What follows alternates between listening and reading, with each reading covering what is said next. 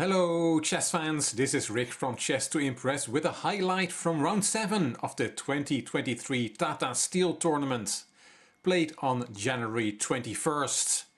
We're going to look at a game that was a mopping up job. We're going to look at Magnus Carlsen with the white pieces against Rapport on the black side.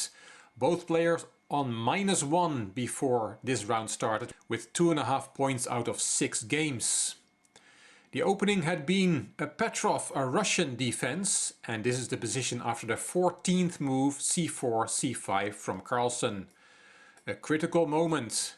Here black can take on d3 with the bishop. That was not played, but I'll show you the line. Bishop takes and then knight e4 check is a very nice piece sacrifice. What is the point? Well, let's take it. Then there is queen f6 check. King e1, queen takes d4, bishop has to play because it is attacked twice on d3, and then queen takes c5 with very good compensation for the piece. So let's go back. We were at this position and then we took on d3 with the bishop. Bishop takes and then that piece sacrifice. We just took with the pawn. What happens if we take with the bishop on e4? Then there is d takes e4, knight takes e4, queen d7, white kicks the knight and the knight goes to d5 and rook e1. The lines I'm showing you were analyzed by Grandmasters Svidler and Howell in the Chess24 broadcast. This is an extra pawn for white, but black has compensation with his beautiful knight on d5. But it is not really what you want with black, being a pawn down. So Rapport goes for a more spectacular line with another piece sacrifice. So let's go back to the starting position. Instead of bishop takes d3, which we just looked at, Rapport took with the knight on d3. That is check. Carlsen took, and now also knight e4 check was played. Very complex variations. These guys are good chess players. Carlsen took the piece, d takes e4, bishop e2, and there is that queen f6 move again, and that sets up a nice discovered check.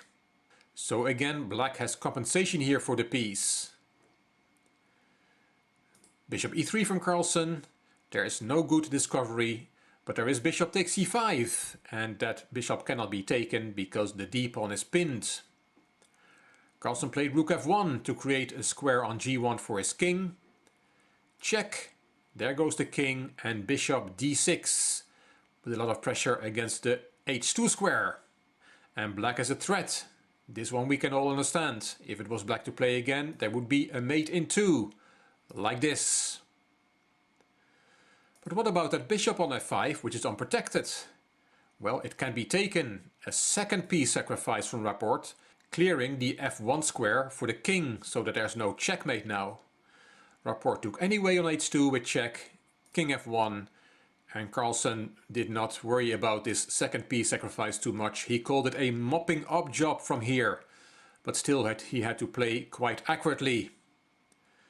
Queen h1 was played, bishop interposed, and g6. And you do not really want to open the f-file, because then black's rooks come into the attack as well. But if you play rook f6, then there is suddenly a problem for white. Bishop h2, threatening to take on g1. So you have to play king f2 so that the queen on d1 also covers the g1 square. But then there is bishop takes g1 check, queen takes, and queen h4, winning that rook on f6. And suddenly black is better.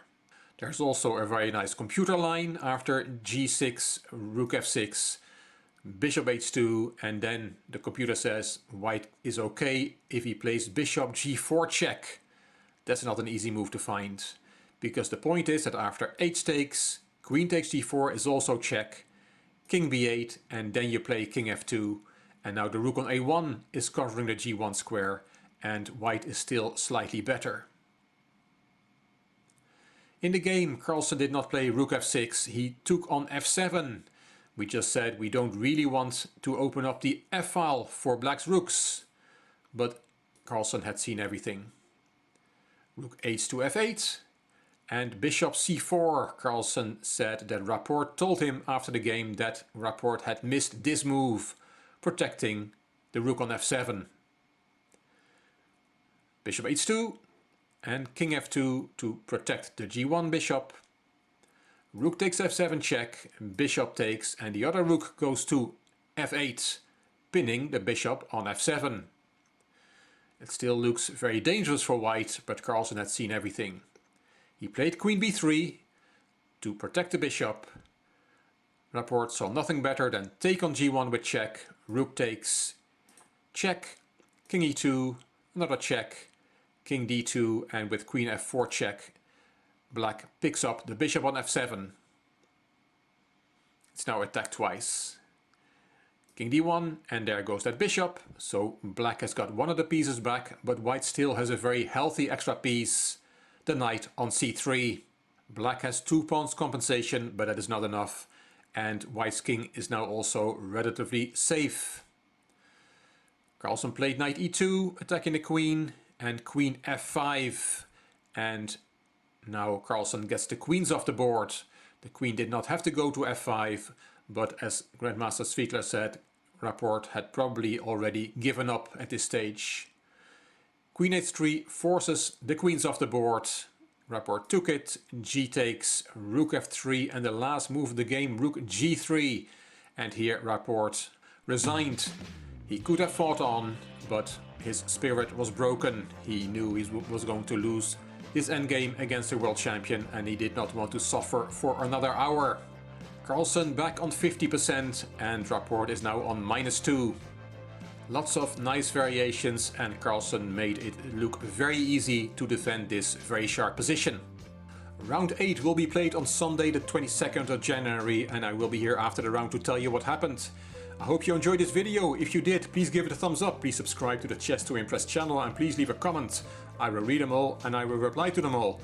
If you liked the video, it would be great if you could share it on social media by clicking the share button on YouTube. You can find me on Instagram, on Twitter and on Facebook. This is Rick for Chess to Impress. Thank you for watching.